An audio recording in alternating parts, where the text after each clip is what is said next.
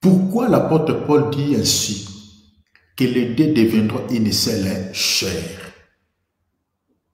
Je suis en train de dire que la chair dont on fait mention, ce n'est pas la chair physique, mais c'est la chair en tant qu'esprit. Suivez-moi très bien, bien-aimés. Parce qu'il y a beaucoup de gens qui pensent que voilà, quand on dit les deux deviendront une seule chair, on parle de la chair physique. Non. On parle de la chair en tant qu'esprit. Parce que même dans la Bible, quand on parle des œuvres de la chair, on fait référence aux démons, aux esprits impurs. Pourquoi l'apôtre Paul parle ici? Regardez, on va lire d'abord une écriture. Lisons Genèse chapitre 2. Nous sommes dans l'enseignement souffré. Genèse 2, on va lire le verset 23 et verset 24. Je suis en train d'expliquer, donner l'éclairage, pourquoi l'apôtre Paul dit les deux deviendront une seule chair. Je suis en train de dire que la chair dont on parle, ce n'est pas la chair en tant que corps physique, mais c'est la chair en tant qu'esprit. Suivez-moi ici très bien, je vais vous expliquer une portion un peu dans la révélation ici, c'est très important et je retournerai dans notre sujet pour expliquer pourquoi les sorciers aiment tant l'impudicité.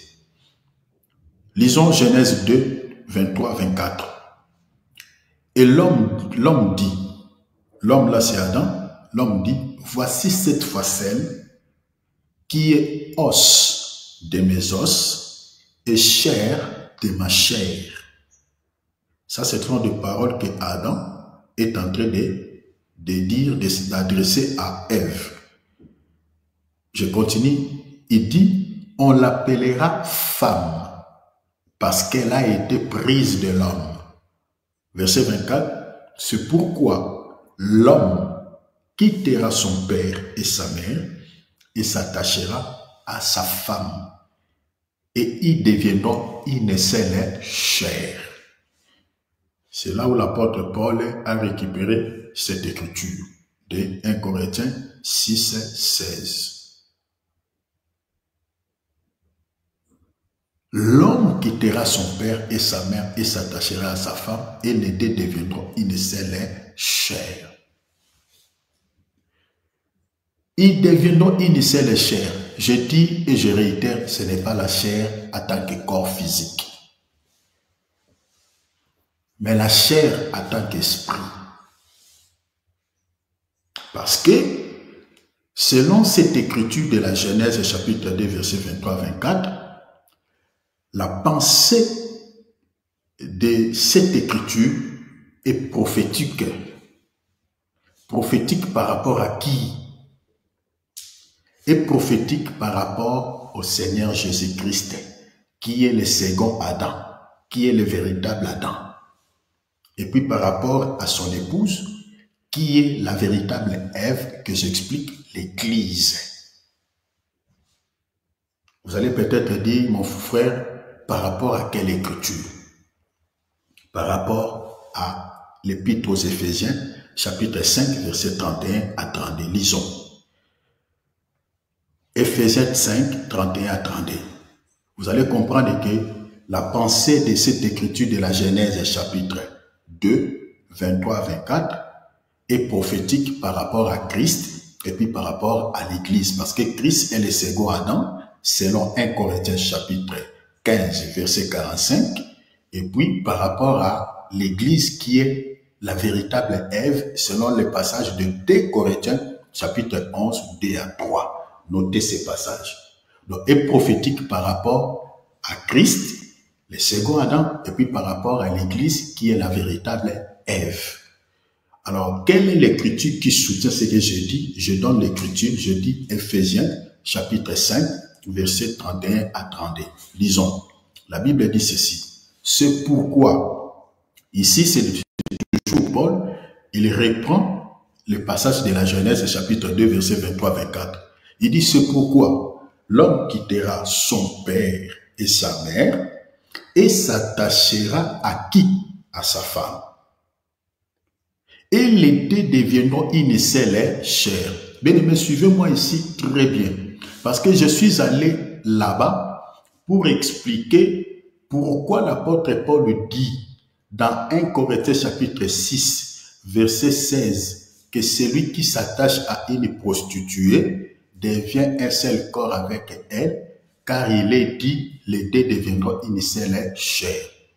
Donc, les démarches que je suis en train de faire ici, pour expliquer ces mouvements-là. Pourquoi Paul parle ainsi?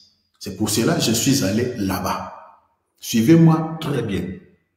Donc, ici, l'apôtre Paul, dans Ephésiens chapitre 5, verset 31 à 32, reprend ce qui est dit dans Genèse chapitre 2, verset 23 à 24.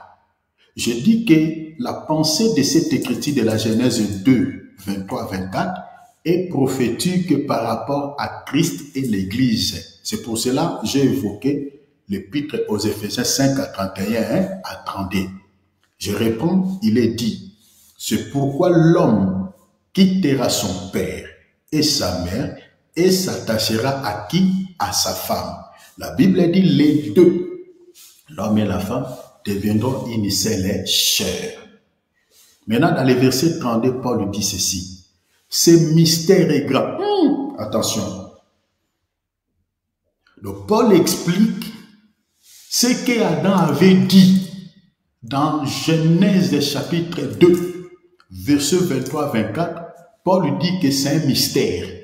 Donc, ce qu'Adam était en train de dire là-bas, c'est tout un mystère. Quand on dit mystère, c'est-à-dire quelque chose qui est caché. Il y a une pensée, mais qui n'est pas dévoilée, qui est scellée. Est-ce que vous avez vu ça? Vous comprenez? Donc, la raison pour laquelle nous sommes en train de déceler cette pensée ici. Donc, il dit, ce mystère est grand. Et puis, il ajoute, il dit, j'ai dit cela par rapport à qui? Par rapport à Christ et à l'Église. Donc, c'est pour cela que je nous ai dit que quand Adam disait que l'homme quittera son père et sa mère et s'attachera à sa femme, cette écriture-là, avant de s'approprier de cela, nous là, hein, avant de dire, voilà, au bien-aimé qui vient de se marier, que voilà, cette promesse vient de s'accomplir dans votre vie parce que vous êtes mariés. Comme il est dit, l'homme quittera son père et sa mère s'attachera à sa femme. Cette écriture vient de s'accomplir dans votre vie. Avant de s'approprier de cela, bien aimé, il faut d'abord connaître les concernés. De qui il était question dans cette écriture. Bien aimé, il ne faut jamais s'approprier d'un verset biblique Il faut connaître d'abord les concernés. Parce qu'aujourd'hui, quand des personnes se marient, voilà, on met des étiquettes sur les voitures. Voilà, la Bible dit l'homme qui dira. Bien aimé, cette écriture-là, les concernés, c'est d'abord Christ et l'Église. Ce n'est pas d'abord les deux personnes-là qui viennent de se marier. C'est ça, Ephésiens chapitre 5, 31 à 32. L'apôtre Paul dit ces mystères. Je suis en train de les dire par rapport à Christ et l'Église et sa femme. Est-ce que vous avez vu ça? Mais maintenant, la question est celle de savoir comment Christ, en tant qu'esprit, parce que Christ est esprit, peut-il devenir une seule chair avec sa femme qui est l'Église? Je ne sais pas si vous avez compris cette question. Christ est esprit. Parce que Christ, on ne le voit pas. Aujourd'hui, il est avec nous en tant que Saint-Esprit. Mais comment Paul dit ici que Christ deviendra une seule chair ou devient une seule chair avec sa femme? Je ne sais pas si vous avez compris quelque chose. C'est pour nous dire ceci. La notion de devenir une seule chair n'est pas au sens littéral. Donc la chair dont on parle là, ce n'est pas la chair en tant que corps physique. Parce que s'il était question de corps physique, alors ce que Paul dit ici n'a pas le sens. Parce que Christ est esprit. Est-ce que vous avez vu ça? Christ est esprit. Il est esprit. Mais l'apôtre Paul, il était en train de donner un enseignement à l'église d'Éphèse en disant aux Éphésiens que l'homme quittera son père et sa mère et s'attachera à sa femme et les deux deviendront une seule chair. L'apôtre Paul dit, je dis cela pas par rapport à vous les Éphésiens, mais je suis en train de le dire par rapport à Christ qui est le véritable homme, qui est le véritable époux, qui va s'attacher à sa femme, Paul dit, qui est l'Église. Mais maintenant, le Seigneur est esprit. Comment le Seigneur, en tant qu'esprit, peut-il devenir une seule chair avec sa femme, si, du moins, cette chair dont la Bible parle, c'est le corps physique. Donc, c'est par là que nous avons compris que la chair dont on parle, on ne parle pas de la chair en tant que corps physique, mais on parle d'une chair en tant qu'esprit. Est-ce que vous avez vu ça?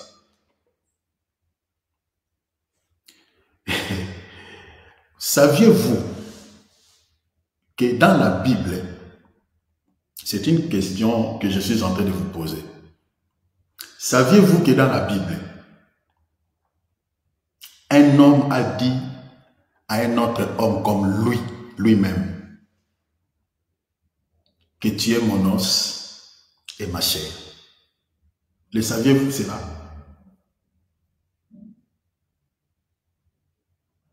Vous le savez cela? Dans la Bible, il y a un homme qui a dit à un autre homme comme lui, comme moi je suis là, je suis en train de dire à mon frère Philippe que tu es mon os, tu es ma chair. Je parle de Laban et Jacob. Lisez Genèse chapitre 29, 13 à 15. Notez cette écriture. Genèse 29, 13 à 15. Un homme, mais il dit à un autre homme comme lui, que tu es mon os et ma chair. Est-ce que vous voyez cela? Donc c'est pour dire que la notion de devenir une seule chair n'est pas à prendre au sens littéral, mais au sens spirituel. Vous comprenez? Alors, pour éviter les zones d'ombre dans mon message, retenez ceci, comme je viens de dire. Parce que vous allez peut-être se poser la question, bon, tu dis que cette écriture, c'est par rapport à Christ, comme je viens de dire. Paul dit, l'homme quittera son père et sa mère et s'attachera à sa femme et les deux deviendront une seule chair. Paul dit, ce mystère est grand, je dis cela par rapport à qui? Par rapport à Christ et l'Église. Mais maintenant, que cela veut expliquer exactement? Christ a devenant une seule chair avec sa femme, cela explique quoi? Si cette chair-là, comme tu viens de dire, est spirituelle, hein? C'est une chair en tant qu'esprit. Maintenant, cela veut dire quoi? Peut-être que c'est une question que vous pouvez avoir dans l'esprit. Alors, pour ôter l'ambiguïté, retenez que la notion de devenir une seule chair avec le Seigneur, je parle, le Seigneur fait tout simplement référence à l'alliance. C'est tout ce que vous pouvez retenir. Donc, quand la Bible dit que quand l'apôtre Paul est en train de dire que ce mystère est grand, l'homme dont je parle qui quittera son père et sa mère et qui va s'attacher à sa femme que j'explique l'Église, c'est le Seigneur Jésus-Christ. Alors, cette notion-là, de s'attacher à sa femme, cet homme-là en tant que Christ, je dis, et la femme en tant que Christ, cette union-là, ce qui unit cet homme avec sa femme, on l'appelle cela alliance. C'est tout ce que vous pouvez retenir. On appelle cela alliance. Tout comme vous pouvez aussi appeler cela communion. Vous voyez, communion ou alliance. C'est tout simplement ça. Je lis une écriture, regardez, notez 1 Corinthiens chapitre 6, verset 17. 1 Corinthiens 6, 17. La Bible dit, mais celui qui s'attache au Seigneur, vous comprenez, on utilise les mots s'attacher. Celui qui s'attache au Seigneur est avec lui un seul esprit. Est-ce que vous voyez cela? Donc, une personne qui quitte le monde, qui s'attache au Seigneur, rappelez-vous, non, de l'attachement de Ruth à Naomi. Parce que Naomi, c'est aussi l'image du Seigneur Jésus-Christ. Hein? Cela ne vous complique pas. Je dis que Naomi est aussi l'image du Seigneur Jésus-Christ. Parce que Christ était mort à la croix de Golgotha comme une femme. Parce que la valeur de l'estime, la valeur dont le Seigneur a été vendu, a été vendu, 30 pièces d'argent, c'est l'estimation d'une femme. Selon Lévitique, chapitre, je crois, 27, verset 4. 30 pièces d'argent là, c'est la valeur de l'estimation d'une femme, selon cette écriture de Lévitique 27, 4. Donc Christ était mort à la croix comme une femme. Il y a des détails, mais je ne vous épargne des détails, mais retenez cela comme ça. Vous comprenez? Donc c'est pour ça que j'explique que Naomi, c'est aussi l'image du Seigneur Jésus-Christ. Mais regardez Ruth, la Bible dit quoi? Elles étaient des femmes, Orpa et Ruth. Lorsque Naomi a perdu ses deux enfants qui étaient mariés à ces deux femmes, hein, Orpa et Ruth. La Bible dit quoi? Après quelques temps, Naomi, parce que Naomi avait aussi perdu également son mari, et Naomi va retourner à Bethléem. Et ces deux belles filles la suivraient. Mais pendant qu'elles étaient en train de marcher, Naomi ne voulait pas. Elle dit à ces deux belles filles que non, retournez dans votre pays à Moab. Moi, je retourne dans mon pays. Je suis déjà vieille, vous me suivrez. Donc, je n'ai rien à vous donner. La Bible dit, Orpa était retournée. Mais Ruth, la Bible dit quoi? S'attacha à Naomi. Est-ce que vous voyez ce mouvement? S'attacha à Naomi. Vous comprenez?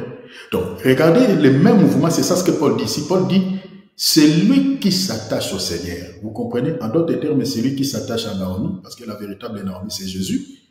La Bible dit, est avec lui un seul esprit. Est-ce que vous voyez cela? Donc, quand on s'attache au Seigneur, on ne devient pas. C'est pour cela que je nous ai dit que la chair dont on parle, c'est l'esprit. C'est ça ce qui est dit ici. L'apôtre Paul explique cela maintenant de manière claire. Est-ce que vous avez vu ça? Il dit, celui qui s'attache au Seigneur est avec lui un seul esprit.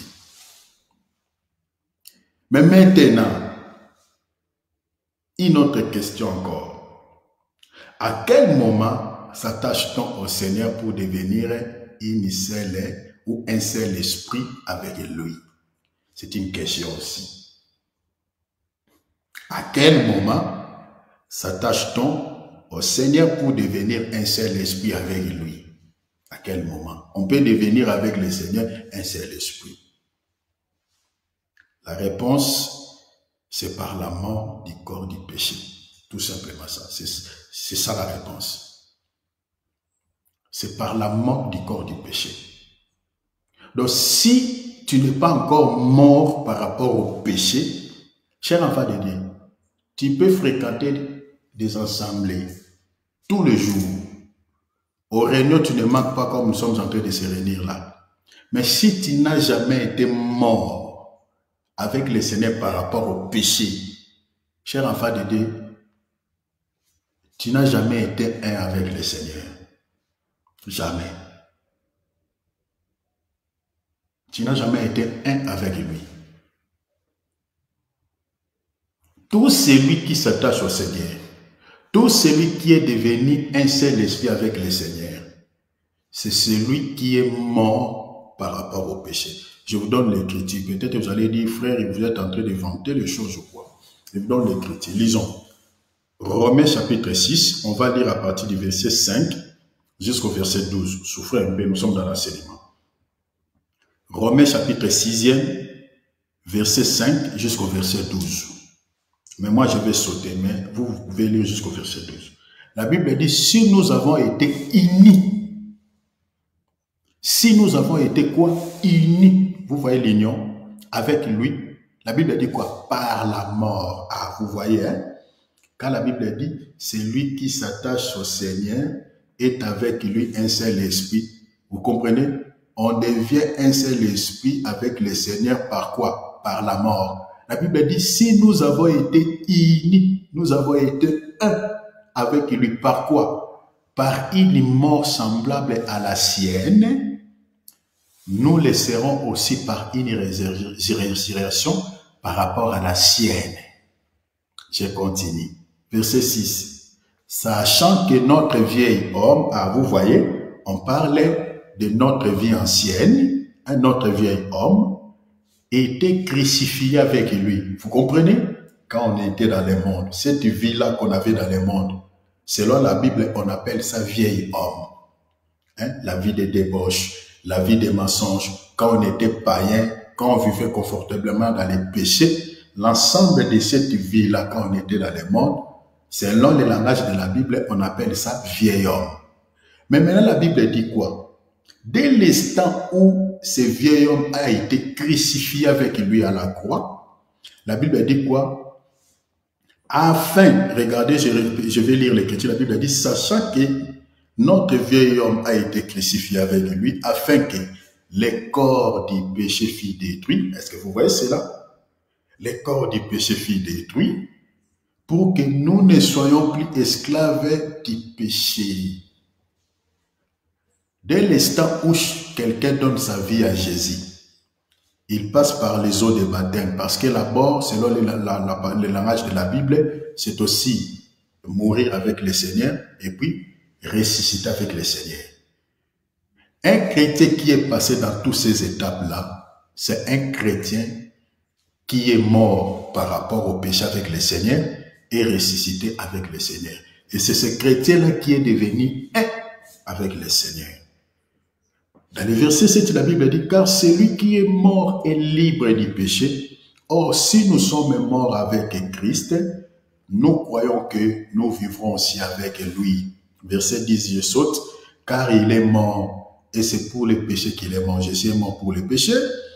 Il est mort pour les péchés, qu'il est mort une fois pour toutes. La Bible dit, il est revenu à la vie, et c'est pour Dieu qu'il vit. Verset 11 pour terminer, la Bible dit, ainsi, vous-même, regardez-vous comme mort au péché. Regardez-vous vous-même comme mort au péché.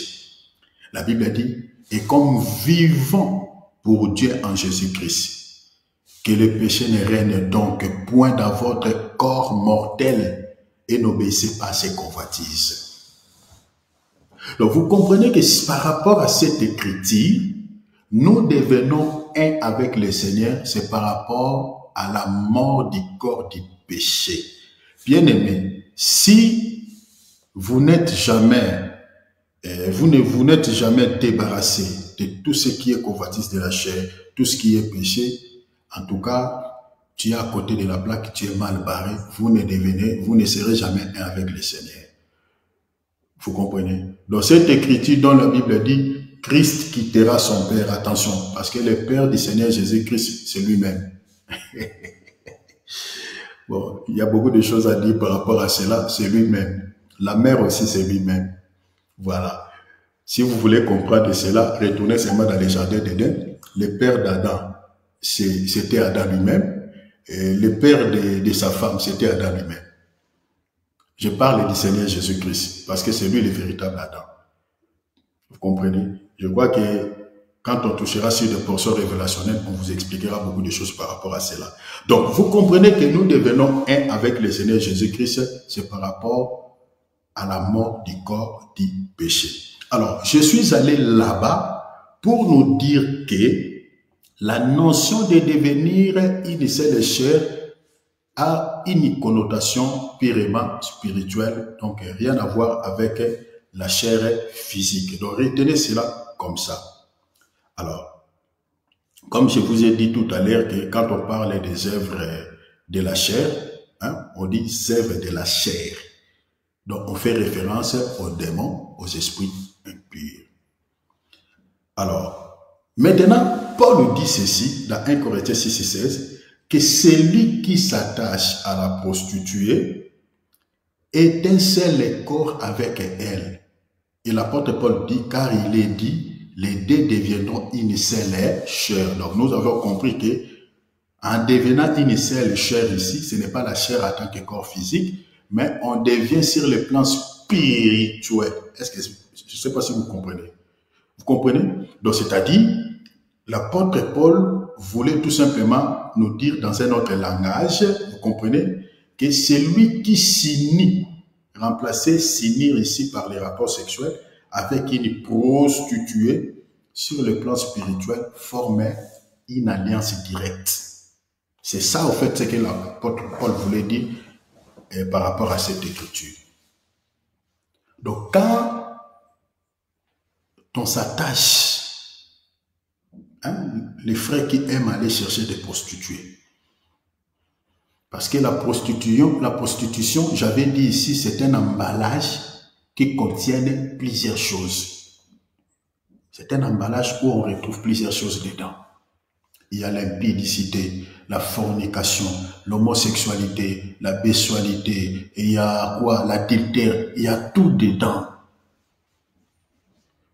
Mon frère, ma soeur, si tu as l'envie de partager ton corps avec 1, 2, 3, 4 partenaires, tu vis dans la prostitution. Et à chaque fois que tu partages ton corps avec un partenaire, sur le plan spirituel, tu es en train de conclure l'alliance avec lui ou avec elle. Selon la pensée de l'apôtre Paul. C'est ça la Bible. La Bible dit quand on s'attache à une prostituée, c'est-à-dire quand on commet l'impudicité avec une femme ou avec un homme, selon la pensée de la Bible, vous devenez un. En d'autres termes, vous avez traité l'alliance ensemble sur le plan spirituel. C'est ça le sens contextuel de cette écriture. Vous devenez un sur le plan spirituel, c'est-à-dire vous avez conclu l'alliance. La raison pour laquelle les sorciers aiment commettre l'impudicité avec les gens, parce que les sorciers savent que en commettant l'impudicité avec une personne, vous traitez l'alliance directe ou indirecte. Parce que l'alliance directe, un sorcier qui s'accouple avec toi, lui, il est en train de conclure une alliance directe, mais toi, par l'ignorance, tu es en train de conclure une alliance indirecte avec lui. Par quoi? Par la voie de l'impudicité.